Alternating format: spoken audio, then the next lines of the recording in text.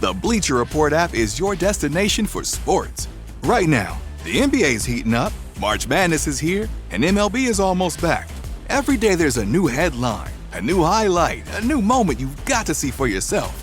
That's why I stay locked in with the Bleacher Report app. For me, it's about staying connected to my sports. I can follow the teams I care about, get real-time scores, breaking news, and highlights all in one place. Download the Bleacher Report app today so you never miss a moment.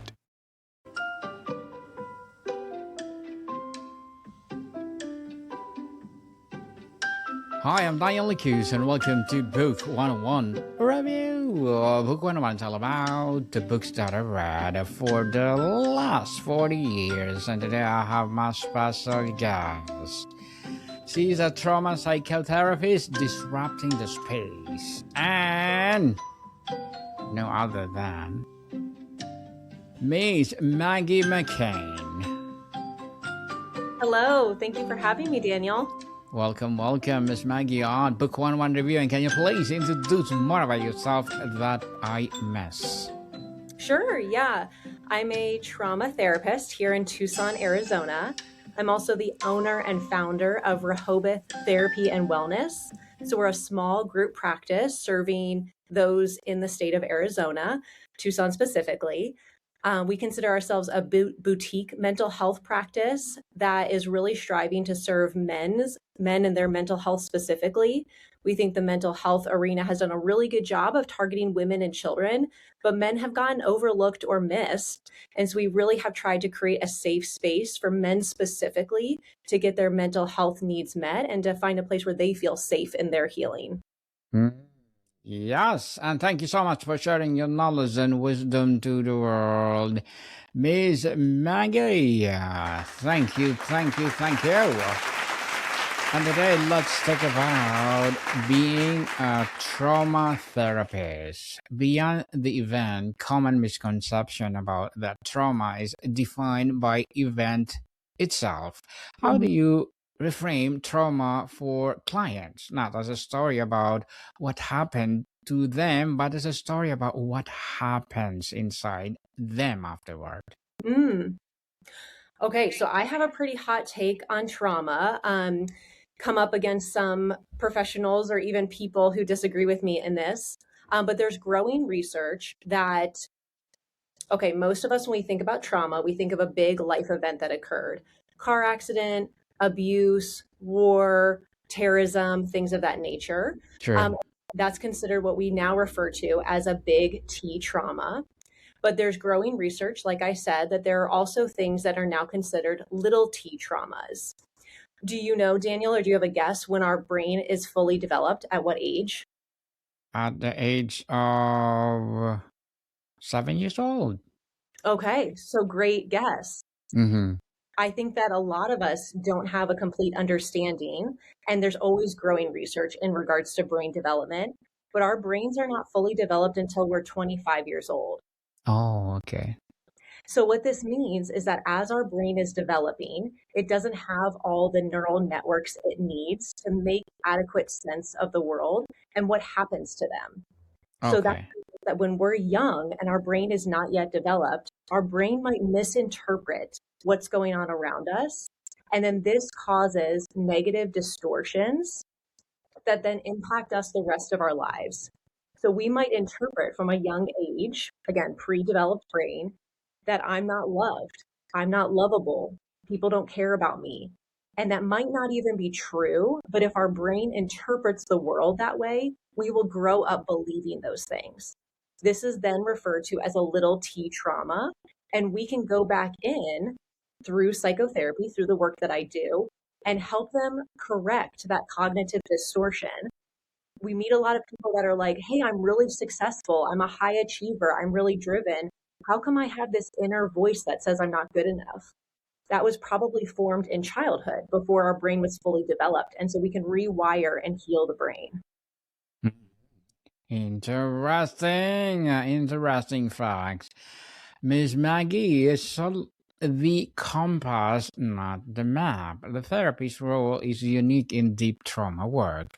How do you navigate being compassionate guide who empowers the clients who own healing rather than an expert who tries to fix them or their past? Oh, I love this question. I was just Thank you. talking to actually another therapist about this because I think for a long time, the world of therapy, people acted like they were the experts, that we had this like hidden treasure of the answers to all of your problems. And now you need to come see us to realize the answer. And me, my therapist at our practice, we just believe the complete and total opposite, where we believe that the client is the expert of their lives. And we want to strengthen or help them rediscover that still small voice, that inner wisdom or inner intuition. Sometimes that does get silenced. Sometimes we do stop listening to that. Maybe trauma impacted that at an age in our lives, but that exists within each person. And we want to pull that out of our clients and help that feel really strong in them so that they can feel really confident in making decisions in their lives and discerning what's going to be the best decision for themselves or their family or their partner, whatever it might be. So really empowering them as individuals. Yes, of course, we have tools and we have modalities to help pull that out, but we don't have some like secret sauce answer. It's really within the client and us empowering them. Mm, definitely. To empower them. The window of tolerance, Miss Maggie. This is the core concept in trauma therapy. In a simple terms, how do you help a client recognize when they are outside the window? And what is the first gentle last step back inside? Such a good question. Such a good question. So I think that where we always start is education and clients' own self-awareness, right? So they need to understand that the symptoms that they're experiencing, whether it's, the hyper arousal or the hypo arousal outside of that window of tolerance that you're describing, what Mhm. symptoms? Like what does their body feel like? What are their thoughts, their thinking? What are their behaviors?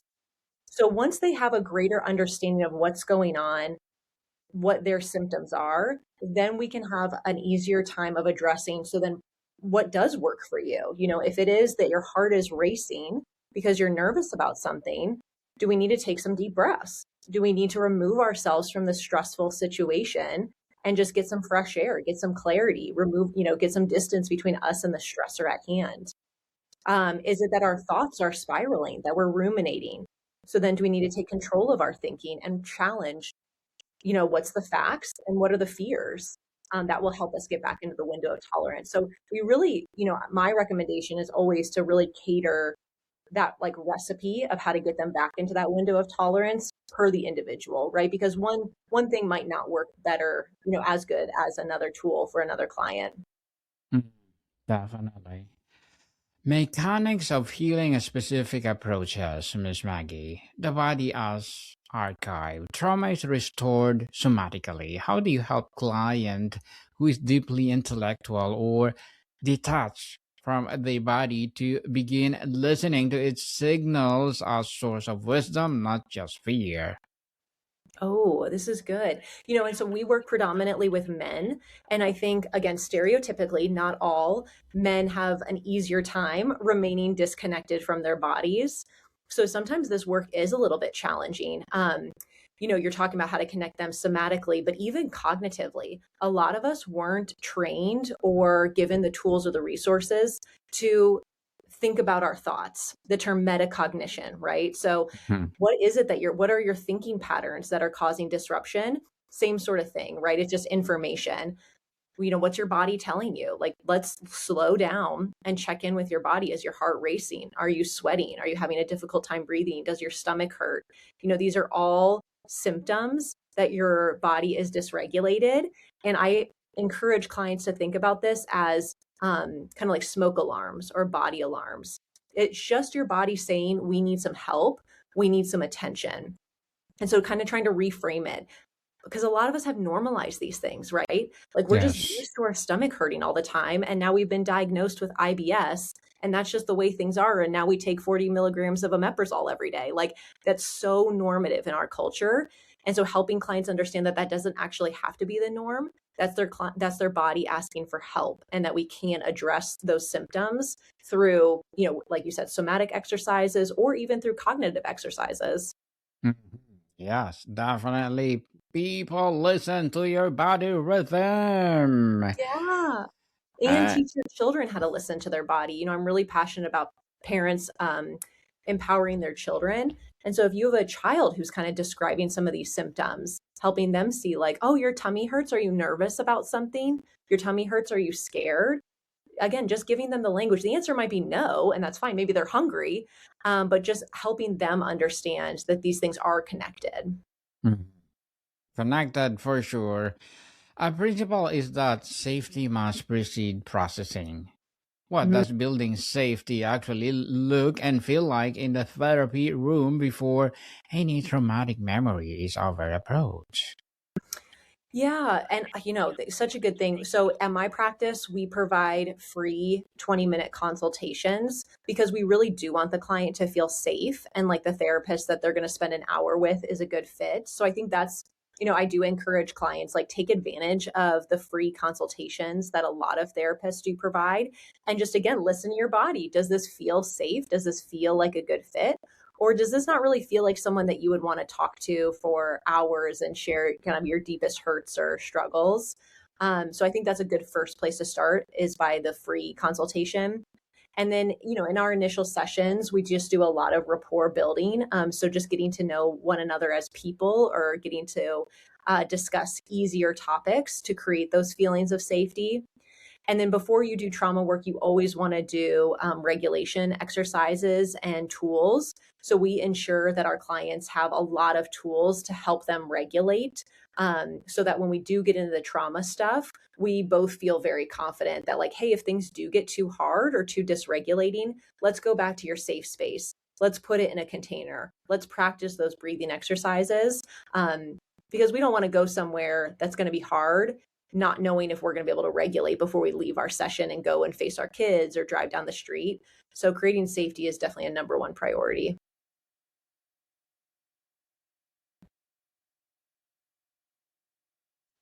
Oh, it looks like you're muted. I don't know if you see that. Yes, thank you. So, reauthoring the narrative. Trauma shatters one's life story. What does the process of helping someone rebuild coherent, empowered personal narrative look like, especially when the facts of the past can't change? Hmm. My mind goes immediately to EMDR. Are you familiar with EMDR therapy? No, explain to us, Miss Sure. Maggie. Yeah, so EMDR is the most research-backed trauma modality right now. EMDR, it stands for eye movement desensitization reprocessing. It's such a mouthful that most people know it by EMDR. And so it's this idea of using bilateral stimulation. You can actually see my light bar right here. So maybe you're watching a light go back and forth. I Mm-hmm. also have handheld pulsators where they vibrate alternatively in your hands. Mm-hmm. And so it's using this bilateral stimulation to help your brain go back to whatever happened in the past that caused this cognitive disruption, and then bring your brain back to the future. The reason trauma and trauma symptoms exist is because your brain is confused with the timeline. So you get triggered by, again, it could be like a memory, a smell, a cross street, a grocery store, because our brain is confused. Like, wait a second, do we need to be prepared that that trauma is going to happen again right now? And the answer is no, right? Like, more than likely not. We need our brain to understand that, yes, that happened in the past and it was horrible, but that's not what's happening today. Today, we are safe. And so it's really helping our brain catch up to the present so that people can feel empowered in their life today, feel safe in their life today, and have that differentiation that what happened in the past is happening now, and I can have a new narrative for my life moving forward. Moving forward. Well, we like that. Moving forward and let it go. When talk therapy falls short, Miss Maggie, many people have tried traditional talk therapy for a trauma with limited results. Why Mhm. can talking about traumatic events sometimes re traumatize, and how your methods work differently? Yeah, we get a lot of people at our practice who have said, I've tried talk therapy and I've either reached my limit or it just isn't working for me. And so we see a lot of that, honestly. And again, like, not to negate talk therapy, I think it can be useful in a variety of situations. And I use talk therapy, like I help people understand skills through, dialogue and through challenging our beliefs or things like that.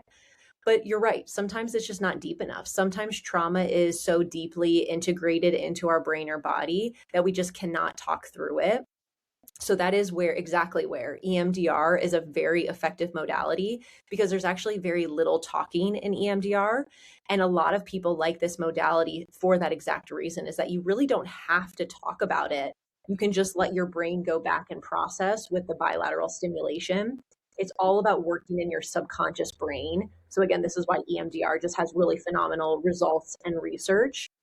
But we also do somatic approaches. So I have a therapist who uses like a vibrational plate, or she just has you notice the feelings in your body and how they move and how to get them out of your body. Maybe you do some like punching or some shaking or some breath work. So yeah, sometimes talking doesn't get you as far as other modalities can get you. Miss Maggie, tell us, trauma and shame are deeply intertwined. How do Mm-hmm. you create a space where corrosive shame can be brought into the light without the client feeling exposed or judged? Mm-hmm. Mm-hmm. I think the first answer to that would be just creating that safety that we were describing, is like a client needs to feel safe with their therapist to talk about the things that they're most ashamed of. And what we know about trauma is that, again, underdeveloped brains, when the trauma happened, a lot of the time, not always, is that a client will misinterpret that the traumatic event was their fault. And this could be, as serious as sexual abuse. Um, Not that divorce is less serious. I didn't mean to compare it in that way, but even something like divorce, a lot of people, because it happened when they were children, interpret the divorce as their fault. So that's why there is that weight, that heaviness, and that shame. And so helping clients understand that these things were absolutely not their fault. There's no way they could have been their fault. Sometimes that creates that sense of safety and ease to talk about it and be like, maybe I don't have to feel so shameful that this happened because it wasn't my fault. It's not your fault, people. Nobody's fault. So, Miss Maggie, as a trauma psychotherapist, what are your short term and long term goals? Oh, short and long-term goals. That's a good one. We really try at our practice to make therapy more short term. I know that some people do want a therapist for the rest of their lives, but I would say when I think of a short term goal, it really is getting my patients, my clients, to the place that they identify as resolved or healed within 3 to 6 months. And I've seen that. That's very realistic, especially when you're doing these more in depth modalities like the EMDR, the somatic work. So when I think of short-term goals, it's really like getting my clients healed. We want them to feel free. We want them to feel unstuck. We want them to feel whole as soon as possible. And that's not like taking a microwave approach to their healing by any means. It's just that we have good modalities now. Like, I've had people with significant trauma and we do EMDR 5 times and they're healed.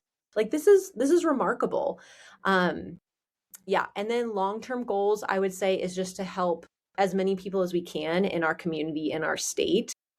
We really believe that when one person goes to therapy and receives healing, the whole community gets better. And that's because there's a ripple effect to healing. If you have a partner that's going to therapy, it is going to positively impact you and your relationship with them. If you have a parent going to therapy, it is going to positively impact that family dynamic. And so it just grows and grows and grows from there. Good luck to your goals, Miss Maggie, and looking forward for more success. And what will be your piece of advice for those people out there who want to be like you? Oh, who want to be like me? I don't know. Um, Why not? I think it goes back to what I was saying, honestly, is one of my goals with clients is to help them trust their intuition. That's work that I've had to do myself too. And I think that that would be my advice to people, who have big dreams, who have big goals, who have big ideas to change the world, is Yes. to like trust yourself, to continue to check in with your intuition. And even if it's an idea that no one else is doing, like more power to you, then go do it, because we need you. You're one of one is what I believe. And so if you have a big idea, if you have a big dream, a big goal that no one's ever, heard of or no one's ever talked about before, then like that's your mission on earth. And so go for it. Mm. Go for it, people. Fulfill it and share to the world. Thank you for that goal, and looking forward for more success and good luck. Thank you, Daniel. Really appreciate you having me on. No worries at all. So can you please recommend a book or books that influence your journey? Yes. So I think The Body Keeps the Score is a phenomenal trauma book, helps you understand how trauma impacts brain and body and what to do about it. And if it's okay, I would love to plug a guided journal that I wrote. Would that be okay with you, Daniel? Yeah, go ahead. Go ahead, Cool. please. So it is on my website, which Daniel is sharing under resources. I have found that clients make the most progress in their healing when they're journaling in between our sessions. And I just continue to say the same things over and over when clients were like, I don't know what to journal. I just stare at a blank page and I don't know what to say. So I created the therapeutic journey with guided questions to help you do that deeper reflection that we do in therapy, but now you can do it outside as well. In the back of the journal, there's also my favorite resources. Some of the things you even, asked me about today, Daniel, I have resources for in the back of this journal. So it's just kind of a one-stop shop for people who want to accelerate their healing and or people who maybe can't afford to be in therapy right now. This is like an affordable option to help you continue and pursue your healing. Yes, and thank you for doing that, Miss Maggie. Hoping that next time you will publish anywhere books are sold so that people will be more empowered through your knowledge and wisdom. And thank you for that advice.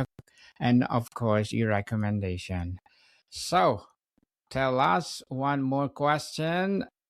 The success that is not linear. Healing from trauma is not a straight line.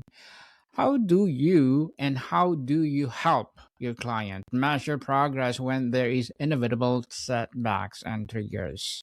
I mean, I think you said it. I think just naming the fact that there are inevitable setbacks and triggers, and even I think we hear this a lot in addiction recovery, right? That relapse is part of addiction. It's really the same sort of flow. I think about like the grief process, it's ups and downs and all arounds. And I think that we all need to have some more grace for ourselves and for those around us, that we can still be moving forward if it's 5 steps forward and 1 step back. That's still movement, that's still growth. And we really need to highlight that and celebrate that.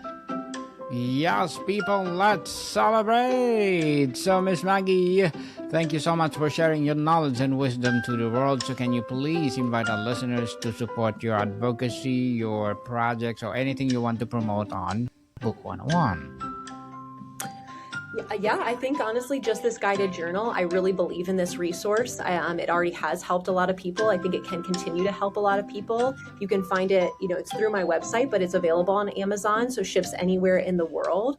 I think that would be like my number one recommendation and kind of plug for the work that we're doing and that we believe in. Yes, people, let's support Miss Maggie, because if you support her, for sure, more and more empowering advocacy like this will rise. So I have one more question, Miss Maggie. If you work with a client as a truly successful, what is the feeling of or capability they walk away with what is not there before? Is it safety, connection, choice, or something else? Yeah, I mean, it could be all the above. People come into therapy at totally different places in their life looking for completely different things. So, I think when we define success for a client, it's really like whatever their personal goal was.